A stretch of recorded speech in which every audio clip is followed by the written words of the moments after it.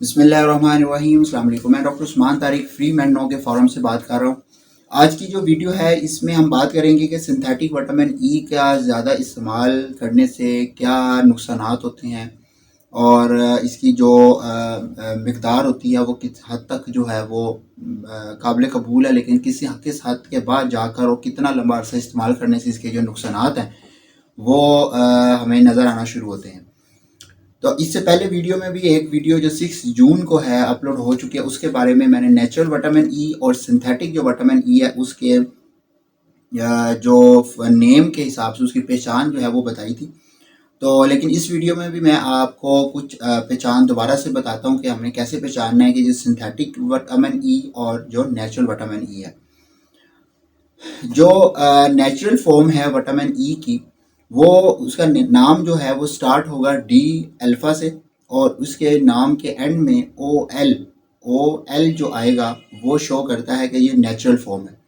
और जो synthetic form होगी उसमें जो स्टार्ट होगा नेम वो होगा डी एल से आगे अल्फ़ा और टोकोफिराइल, इसके नाम के एंड में जो होगा वाई एल होगा। वाई एल जिस नाम में आर एंड में आ रहा होगा ये सिंथेटिक फॉर्म होगी और आखिरी जो वर्ड ओ एल होगा जिस वर्ड में वो जो होगा वो नेचुरल फॉर्म विटामिन ई होगी। इसके अलावा इसकी और बहुत सी नेचुरल फॉर्म है जैसे कि D alpha beta gamma delta फिरोल, उसके अलावा टोको ट्राई इनोल, ओ एल आ रहा है वो नेचुरल फॉर्म है। और जब डी एल अल्फ़ा टोकोफिराइल या D L beta gamma delta tocopheryl जब ये आ जाए वाई एल एंड में और शुरू में डी एल आ जाए तो ये जो है वो सिंथेटिक फॉर्म है। तो ये इसकी एक पहचान है केमिकली दे नाम से पता लगता है कि किस सप्लीमेंट्स में नेचुरल फॉर्म में विटामिन ई इस्तेमाल हो रहा है या सिंथेटिक फॉर्म में। अब हम बात करते हैं कि जो सिंथेटिक फॉर्म है उसका जो इस्तेमाल है उसका क्या नुकसान है, किस तरह से वो नुकसान करता है, वो क्या क्या उसके नुकसानात हो सकते हैं लंबे अरसे तक इस्तेमाल करने से। जो कुदरती तौर पर ग़िज़ाओं में पाए जाने वाला विटामिन ई है नेचुरल तौर पे उसकी कोई नुकसानात नहीं है और उसकी जो मिकदार है वो महदूद करने की भी ज़रूरत नहीं होती।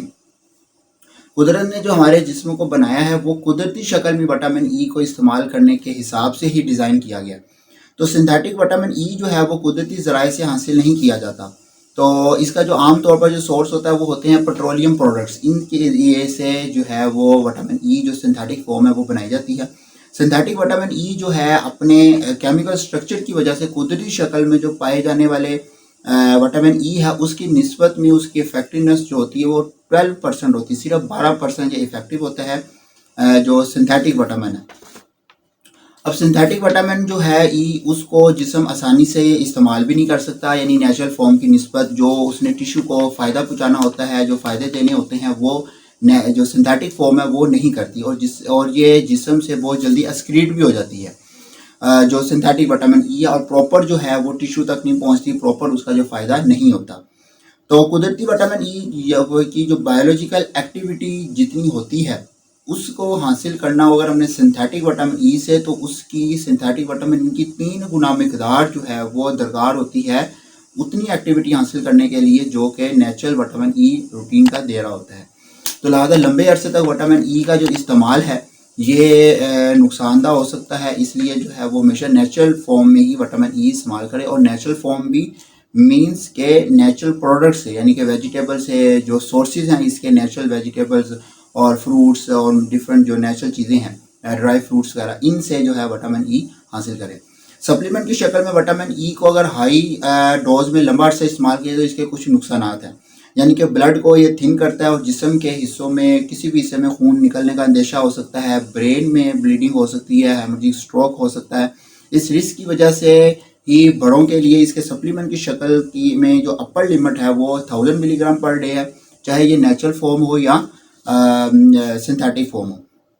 यानी कुदरती विटामिन ई के लिए अपर लिमिट जो है वो 1500 इंटरनेशनल यूनिट पर डे है और जो विटामिन ई की जो सिंथेटिक फॉर्म है उसकी अपर लिमिट जो है वो 1100 इंटरनेशनल यूनिट पर डे है, यानी कि ये सप्लीमेंट की फॉर्म में बात हो रही है। तो कुछ स्टडीज में ये भी साबित हुआ है कि सप्लीमेंट की शक्ल में अगर इसको लंबे अरसे तक इस्तेमाल की जाए तो इसका जो अपर लिमिट से ज़रा कम लेना भी वो भी नुकसानदा हो सकता है। अब इसमें ये है कि मर्दों में, मेल्स में ये 400 इंटरनेशनल यूनिट पर डे यानी कि 180 मिलीग्राम इस्तेमाल किया जाए तो इसमें सीए प्रोस्टेट यानी कि प्रोस्टेट की कैंसर का जो होने का जो चांस होता है वो अंदेशा बढ़ जाता है। तो सप्लीमेंट की शक्ल में विटामिन ई कुछ दूसरे ग़िज़ाई सप्लीमेंट्स या कुछ अद्वियात के साथ भी इंटरेक्ट करता है। जैसा कि पहले जिक्र हुआ कि विटामिन ई जो है वो सप्लीमेंट की शक्ल में ज़्यादा मिकदार में लिया जा रहा है तो ये ब्लड को थिन करता है। तो ऐसी सूरत में जो लोग पहले एंटीकोगुलेंट्स ले रहे हैं, एंटीप्लेटलेट्स ले रहे हैं जैसे कि लोपरिन वगैरह और हेपरिन वगैरह, तो उनको चाहिए कि वो अपने जो फिजिशियन हैं, डॉक्टर है जिसके वो ज़ेर इलाज हों, उनसे मशवरा करके, कंसल्ट करके ही आप जो है विटामिन ई को इस्तेमाल करें, इनके सप्लीमेंट्स लें।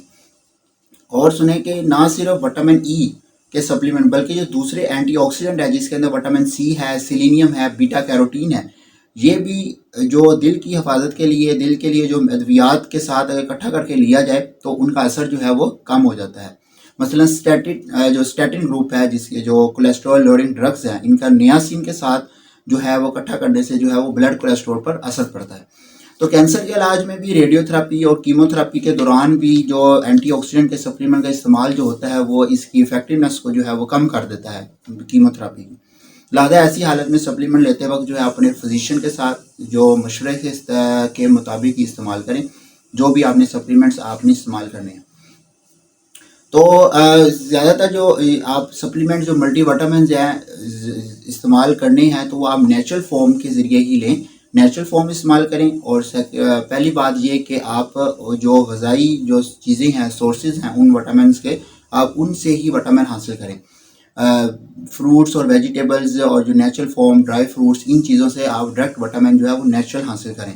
सप्लीमेंट्स की शक्ल में कोई मखसूस हालतें हैं जैसे कि मुख्तलिफ कुछ बीमारी या कुछ हाई मकदार स्टैट में कोई हाई मकदार ज़रूरत हो, या फिर कोई ऐसी मखसूस बीमारी जिसमें मरीज़ जो है वो खा ना सकता हो, या कुछ हालतें, कुछ मखसूस बीमारियां या हमल के दौरान, तो ऐसी सूरतों में जो सप्लीमेंट्स का इस्तेमाल और नेचुरल फॉर्म के में बने हुए जो सप्लीमेंट्स हैं नेचुरल फॉर्म में शामिल हो विटामिन्स, वो इस्तेमाल करें।